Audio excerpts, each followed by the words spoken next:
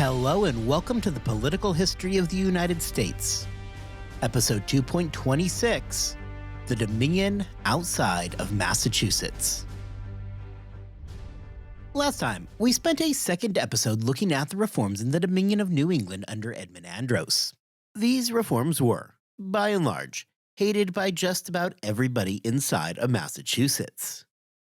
Even amongst those colonists who were there to advise Andros, they often found the new laws repugnant and were shocked by their lack of influence over colonial affairs. It had quickly become abundantly obvious to all involved that the Governor's Council was not a representative assembly, but was rather just there to make suggestions. If Andros liked the suggestion, he would roll with the idea. If he didn't, he wouldn't. At the end of the day, it was clear that the power in the colony rested almost entirely with him. When addressing the Dominion of New England, it can at times be difficult to remember that we are not dealing with something that took place exclusively in Massachusetts. The Dominion was a conglomeration of colonies, and it extended throughout the entirety of New England and beyond. This week, therefore, the goal is going to be getting a better idea of what this means for everybody else inside of the Dominion. We will examine how the other colonies dealt with the arrival of Andros and their reaction to his policies. As we are going to see today, despite the fact that Massachusetts really is the center of the Dominion world, there were a lot of colonists who were going to be part of the Dominion and not live within Massachusetts. And they are going to have a lot of different opinions about everything that is happening. For nearly all of New England, the birth of the Dominion meant the end of what had largely been decades of nearly independent rule. However, while that on the surface wasn't going to make anybody all that happy, the Dominion also marked an important opportunity. Since its founding, Massachusetts had dominated the region. The Dominion offered the other colonies an opportunity to escape the orbit of Boston, which they often resented. As much as it would be fun to believe that Plymouth, the first colony on the ground, would put up a staunch resistance to the Dominion of New England, that just is not the case. Despite their decade head start, Plymouth had just 6,400 people in 1680, far below the over 40,000 that Massachusetts had by that same point. Plymouth has long held an interesting place in New England. They had no interest in becoming the Winthrop-style city on a hill. Rather, the Puritans inside of Plymouth largely sought isolation from the rest of the world. Back when the first pilgrims left Leyden to come across the Atlantic, they were looking for a place where they could separate themselves from the rest of society. And for the most part, New England had offered that. Plymouth remained largely an isolated colony and never saw, nor particularly wanted, the population growth that we see over in Massachusetts. Now, none of this is to say that Plymouth was not involved in colonial affairs, as they most definitely were. Plymouth had played a major role in King Philip's War, and indeed they had paid very dearly for that war, both in terms of economic and human losses. We must also go back and look at a very serious problem that Plymouth had in relation to the other New England colonies. If you recall from last season, Plymouth had not landed where their patent had allowed. When the Pilgrims decided to settle in New England, as opposed to down near the Hudson, they were forced to come up with some way to make the claim legitimate. The solution at the time had been the Mayflower Compact.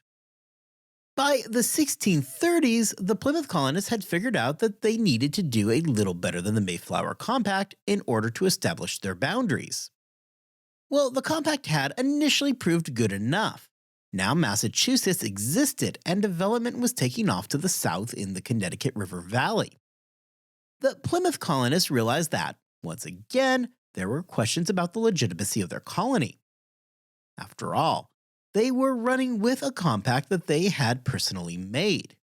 There never was a grant of land or anything official outside of those who originally agreed to the document. Wanting something that was more legitimate than the original compact, the Plymouth colonists turned to the Council of New England for something a bit more formal.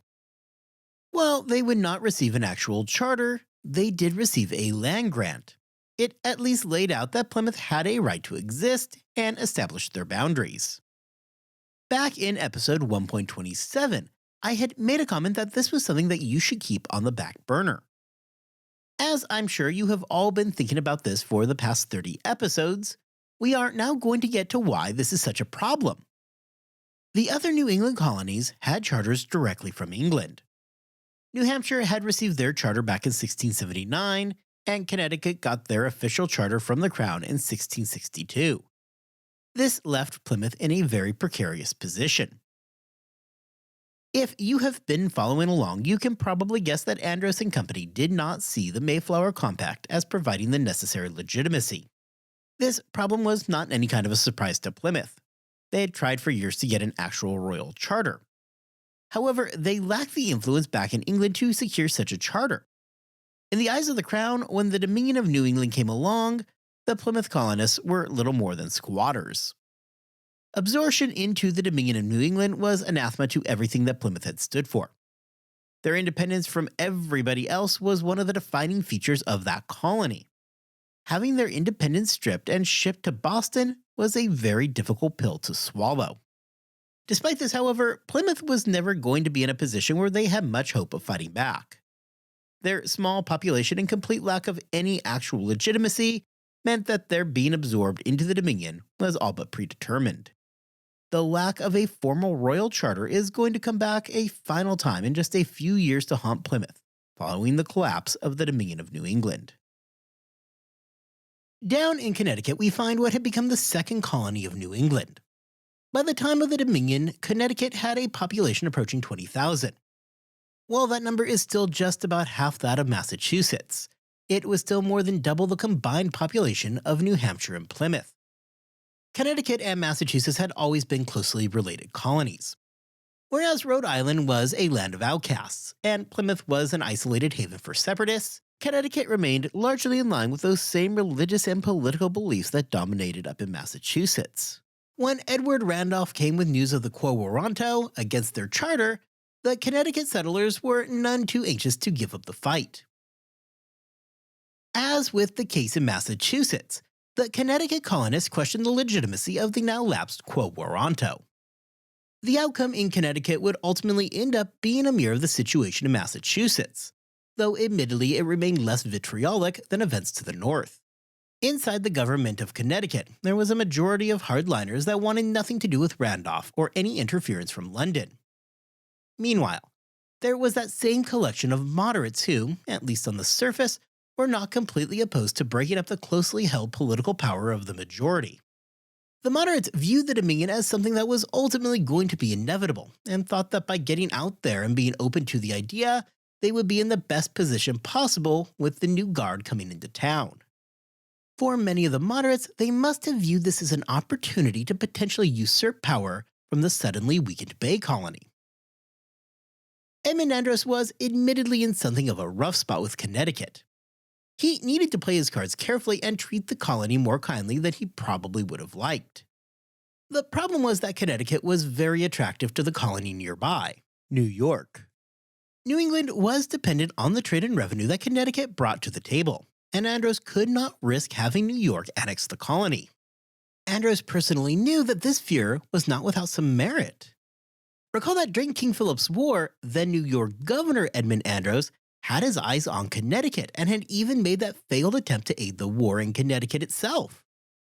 If you'll also recall, Andros's offer of help was met with armed resistance as they made clear that he was not in fact needed.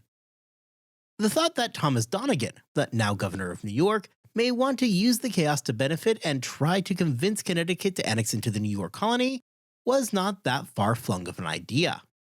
During the early days of 1687, Andros warned the colony that a third writ of Quo Warranto had been entered, and that they were trending dangerously close to a default judgment for not having rendered an answer. The play by Andros was to impress upon Connecticut that they really only had two choices here. They could 1. Submit to Dominion rule and have a say in how they entered into the Dominion, or they were going to be forced into the agreement. There really was no middle road for them to follow. The Dominion was going to happen, regardless if the colonists wanted it to or not. Beyond that, Connecticut really had zero interest in joining New York. They wanted to remain aligned with Massachusetts, Dominion or no Dominion. Andros, desperate to get things under control, undertook a tour of Connecticut in November of 1687. Part show of force, part public relations campaign, Andros traveled with approximately 60 men to show off his acceptance in Massachusetts. Andros informed the colonists of the king's decision that the colony was to be absorbed into the Dominion of New England. Andros did, however, come with a concession. If Connecticut was willing to join the Dominion willingly, the charter would be left alone. Reluctantly, Connecticut accepted and was entered into the growing Dominion. The charter was allowed to survive, though, for the time, autonomous rule in Connecticut had come to a close. None of the colonies in New England served as more of a warning against the growing risk of royal control than did New Hampshire. New Hampshire during the 1680s was still a very small colony, with a little over 2,000 colonists. However, the events of the late 1670s and early 1680s in New Hampshire would have a dramatic impact on the entirety of New England. Going back a bit, New Hampshire had been embroiled in a controversy regarding royal rule for a few years before the emergence of the Dominion. The problem was that Roger Mason, the descendant of the colony's original proprietor, had spent much of the 1670s fighting to increase his holdings. This included an amount of land that had become disputed between New Hampshire and Massachusetts. Through a court battle, the king decided that Mason had an absolute right to sell the land which he owned. The problem is that while he controlled the land, the king ruled that he did not give him the right to control the government overseeing that land. In 1679, Charles II made New Hampshire a royal colony and set Edward Cranfield over as the governor. This was a disaster for Massachusetts. By the time that Cranfield was in the colony, Massachusetts' expansion meant that the colonies had made their way into Mason's territory. Massachusetts was not interested in the land itself, but felt they had a right to enforce the governance over the colonists in the region. The king's ruling, however, was that Mason controlled the land but held no rights over the government, which meant that Mason's territory, where Massachusetts colonists had settled, was now directly under royal rule, with Cranfield at its head. Now, Cranfield was not a popular figure anywhere in New England. During his time in New Hampshire, he clashed with just about everybody there over pretty much everything. The New Hampshire colonists hated him so much that at one point they ended up violently revolting. Cranfield survived the revolt and sent the ringleader, Edward Gove, to England for execution. Before you go and spend too much time worrying about Mr. Gove, it should be noted that he will survive this entire ordeal. He will be pardoned and he will eventually return to New Hampshire. As for Cranfield, he is going to rule New Hampshire with an iron fist. The Navigation Acts were going to be applied to their fullest extent with absolutely no wiggle room allowed. Liberty of conscience was also not going to be a thing in New Hampshire. Cranfield recognized that the Anglican Church was the official church, and he determined that is what people would practice under his watch. Back in Massachusetts, while predictably the faction was appalled by the conditions in New Hampshire, the moderates were also distressed by the absolutist and harsh tendencies of Cranfield. For his part, Cranfield did not sing the praises of Massachusetts either. Cranfield was indeed one of the most outspoken proponents of the king getting more control over his wayward colony. For Cranfield, he was obsessed with the unquestioned submission and obedience from his subjects in New Hampshire. While Edmund Andros could at times walk along the often delicate line, such as in Connecticut, Cranfield had no time or energy for such efforts. The guy was a bull in a china shop. The only option for him was total and complete submission to his rule. Cranfield was universally hated everywhere throughout New England.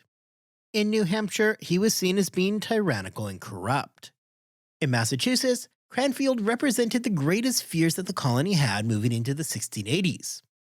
If Cranfield was what a royal governor looked like, colonists in Massachusetts quickly understood that they were in for the fight of their lives. Cranfield had attacked not just the livelihoods of the colonists in New Hampshire, but he had extended that attack to their very souls. For Massachusetts, what they saw was a system whereby if a royal governor was ever appointed, it was going to be akin to Edward Cranfield. Undoubtedly then, when Edmund Andros showed up to take control over the Dominion of New England, the colonists in Massachusetts were thinking about Edward Cranfield in New Hampshire and wondering if this is what Andros had in store for them. Conveniently for Edmund Andros, New Hampshire, when presented with the Dominion of New England, offered exactly zero resistance to the idea.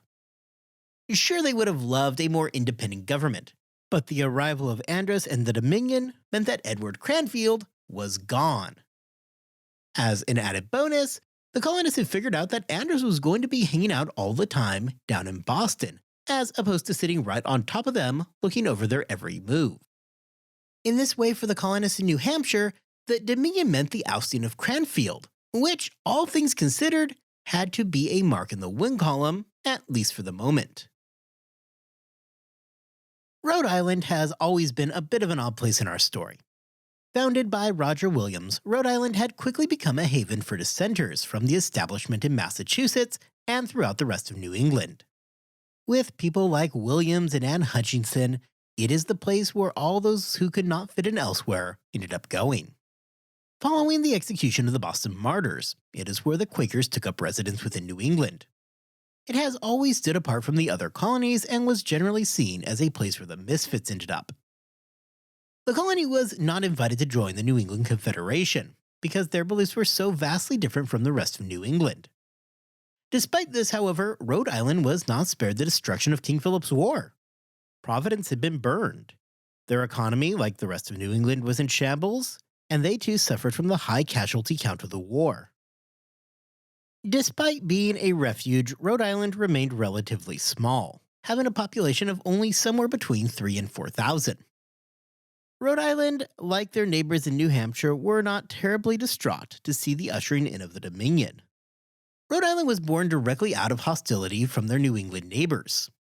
To see the Puritan hegemony over the rest of New England broken must have been a satisfying result for them. It's not that there were not Puritans in Rhode Island, but rather one of the bedrock principles of the colony was freedom of religion. It is this that made it such an attractive home for the dissenters and outcasts from the rest of New England. For the Rhode Island colonists, James II's establishment of liberty of conscience was an affirmation of what they had been doing for decades. This is not to say that they wanted to give up their autonomy. However, inclusion into the Dominion would mean that they would finally be integrated into the New England world. Rhode Island, approaching the matter democratically, called for a vote on what to do when they learned about the Quo Warranto regarding their charter. The colony ultimately decided to write back to London and plead to the king that he maintain and protect their religious liberties.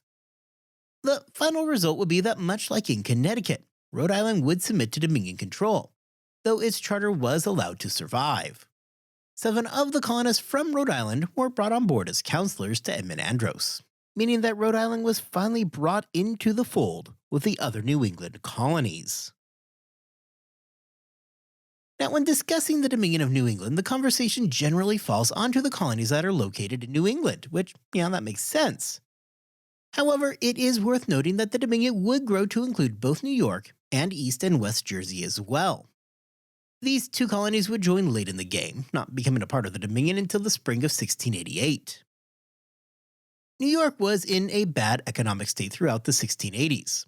Then Governor Thomas Dongan struggled to keep New York economically viable, as policies from England threatened to undermine him. Many of the problems in New York can trace their lineage back to when James II was still the Duke of York. Recall that James had given huge portions of his holdings away to third parties. This includes the land that will make up East and West Jersey, and notably large amounts of Pennsylvania and the lower counties along the Delaware River to William Penn. The effect of this had been devastating to the economy of New York, and Dongan feared that a depopulation of the colony was imminent. The economic hardships also explain why Dongan had his eyes set on the annexation of Connecticut. Realizing the precarious position of New York and the Jerseys, Dongan was a proponent of the colonies joining the Dominion of New England. For him, it provided a method which would be able to boost the economy of New York. The New York economy would become just another node in a much larger apparatus. This would likewise mean additional sources of revenue and a greater sharing of the debts that New York had accumulated. Beyond that, Donegan recognized that if James II was interested in centralization, it would make sense to the king as well to include New York and the Jerseys in the Dominion. It made government simpler and would allow for a greater defensive front against potential French hostilities.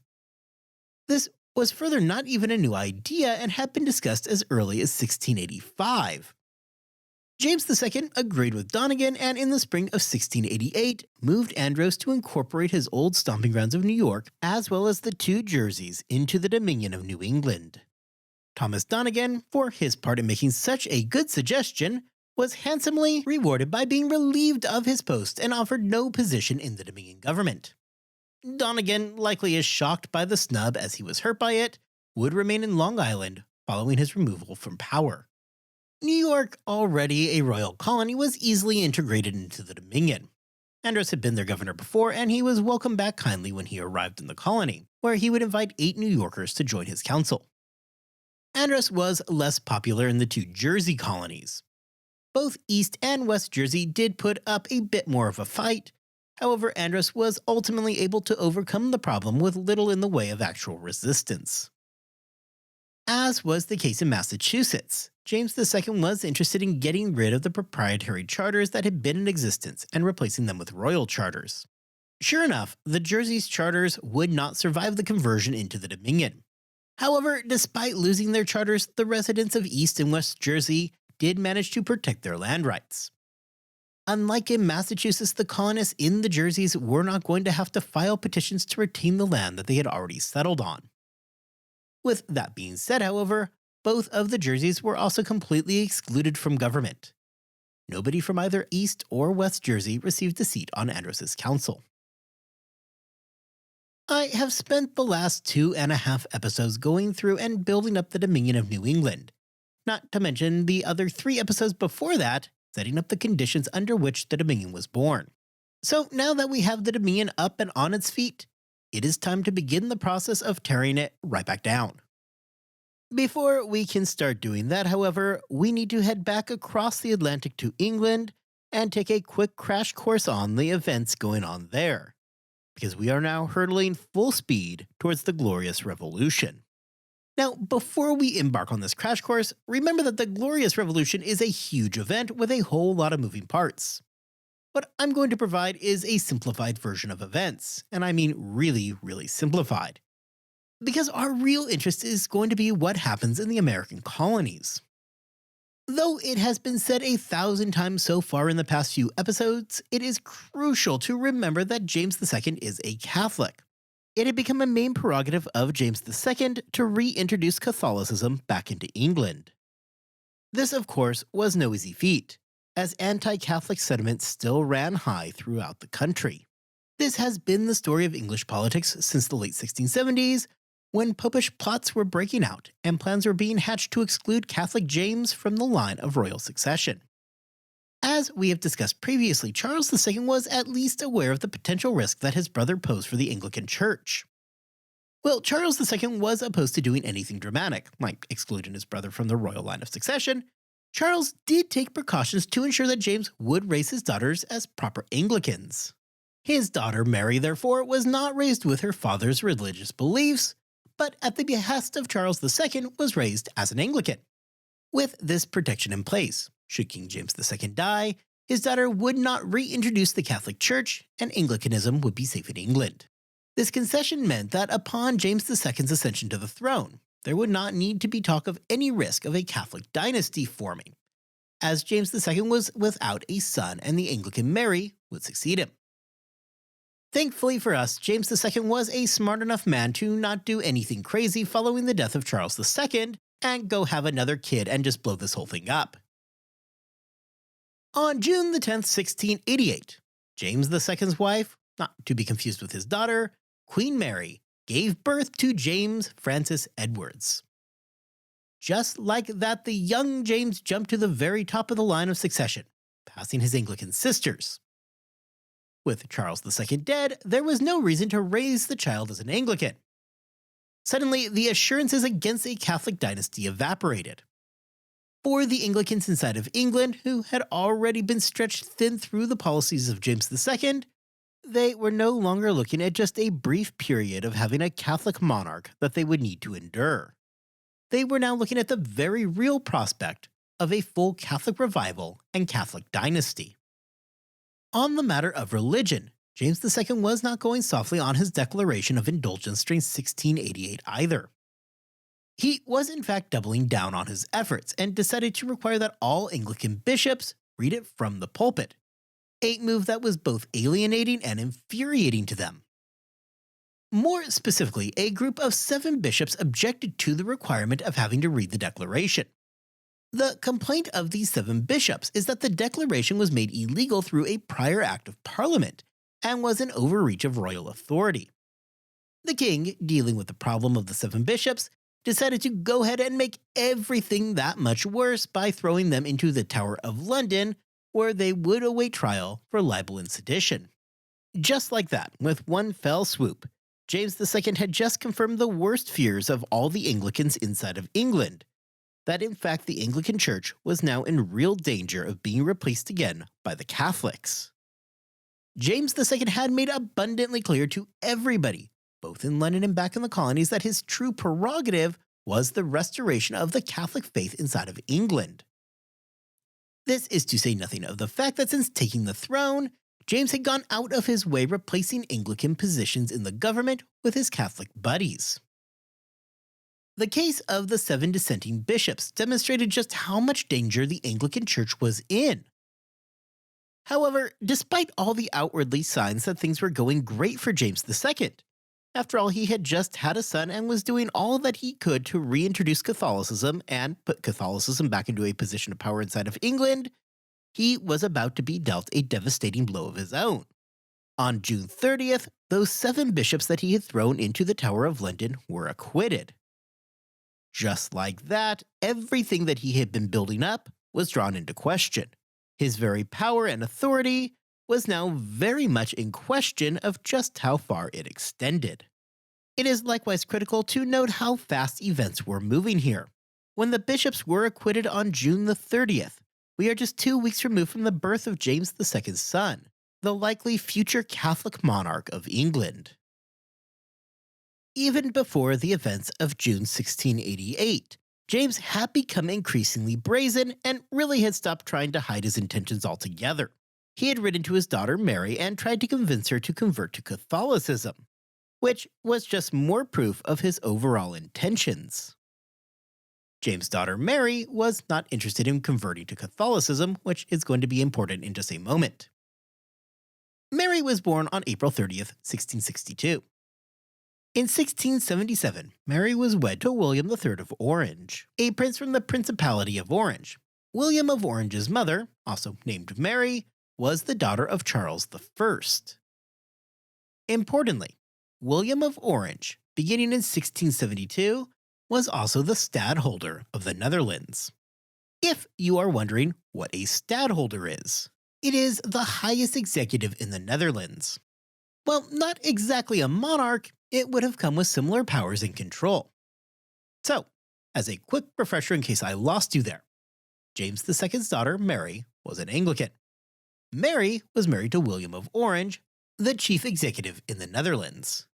In June of 1688, James II had a son who was to be raised Catholic and became the heir to the English throne, much to the chagrin of a whole lot of Anglicans. This brings our story back to June of 1688, in a month that would ultimately be very, very important for the reign of James II. It is in June of 1688 that a group of nobles decided that something needed to be done, or everything that they had built over the previous century and a half would be for naught. What these 7 men did is write what would become known as the Invitation to the Prince of Orange. The letter lays out the hardships under James II and invites William of Orange to come to England and take the crown. The 7 men encouraged him to work quietly in order to maintain the element of surprise. However, they made clear that no time should be lost in preparation should William agree to the plan. Though some more convincing would end up being necessary, William of Orange was indeed interested in the prospect of becoming the King of England. Next time, we are going to pick up right where we are leaving off. as events would begin to rock England. Tremors would be felt across the Atlantic back in New England. We are going to head back to New England and specifically Massachusetts and look at how parallel internal pressures would begin to stress the Dominion of New England. Until then, I hope you all have a wonderful 2 weeks, that you are staying healthy and that you are staying safe. And I will see you back here next time as we will begin to watch the screws come out of the Dominion of New England as it all begins to fall apart.